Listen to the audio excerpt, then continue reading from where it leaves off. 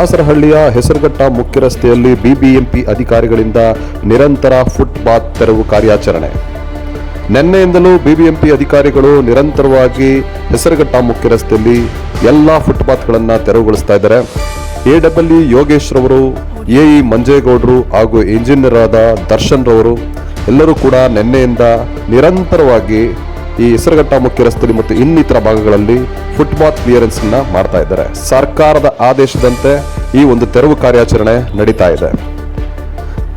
ಇದರಿಂದ ಸಾರ್ವಜನಿಕರು ಕೂಡ ಇದನ್ನ ಸ್ವಾಗತಿಸಿದ್ದಾರೆ. ಯಾವುದೇ ಅಡ್ಡಿ ಆತಂಕಗಳಾಗಲಿ, ಯಾವುದೇ ರೀತಿಯ ತೊಂದರೆಗಳಾಗಲಿ ಇದುವರೆಗೂ ಆಗಿಲ್ಲ. ಸಾರ್ವಜನಿಕರು ಇದನ್ನ ಸ್ವಾಗತಿಸಿದ್ದಾರೆ. ಹಲವಾರು ವ್ಯಾಪಾರಿಗಳು ಈ ಫುಟ್ಪಾತ್ ಅನ್ನ ತಮ್ಮ ಮನೆಗಳಂತೆ ಮಾಡಿಕೊಂಡಿದ್ರು. ಅಂತಹ ಎಲ್ಲ ಒಂದು ಅಂಗಡಿ ಮುಗ್ಗಟ್ಟುಗಳನ್ನ ಕಾರ್ಯಾಚರಣೆ ಮುಖಾಂತರ ತೆರವುಗೊಳಿಸಲಾಗ್ತಾ ಇದೆ.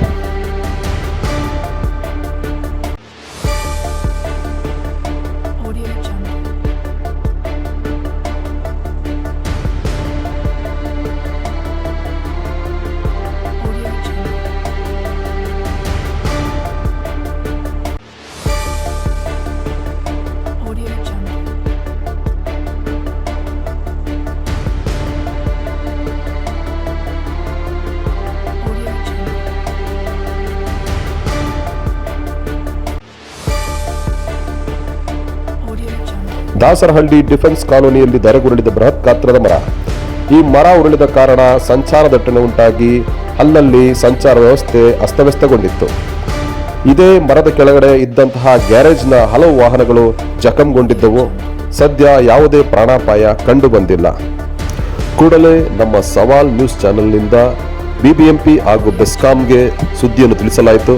ತಕ್ಷಣವೇ ಕಾರ್ಯಪ್ರವೃತ್ತಗೊಂಡ ಬೆಸ್ಕಾಂ ಹಾಗೂ ಬಿಬಿಎಂಪಿ ಸಿಬ್ಬಂದಿ ಮರವನ್ನು ತೆರವುಗೊಳಿಸಿದರು. ಈ ಮರ ಬಿದ್ದ ಕಾರಣ ಒತ್ತಡದಿಂದಾಗಿ ಪಕ್ಕದಲ್ಲೇ ಇದ್ದಂತಹ ಒಂದು ಲೈಟ್ ಕಂಬ ಬಾಗಿತ್ತು. ಅದನ್ನು ಕೂಡ ಬೆಸ್ಕಾಂನವರು ತೆರವುಗೊಳಿಸಿದ್ದಾರೆ. ಬಿಬಿಎಂಪಿ ಹಾಗೂ ಬೆಸ್ಕಾಂನವರ ಈ ಒಂದು ಕಾರ್ಯಕ್ಕೆ ಸಾರ್ವಜನಿಕರು ಶ್ಲಾಘನೆಯನ್ನು ವ್ಯಕ್ತಪಡಿಸಿದರು. ಅಲ್ಲಲ್ಲಿ ಸಂಚಾರದ ವ್ಯವಸ್ಥೆ ಅಡುಕು ತೊಡಕಾದರೂ ಕೊನೆಗೆ ಎಲ್ಲವೂ ತಿಳಿಯಾಯಿತು.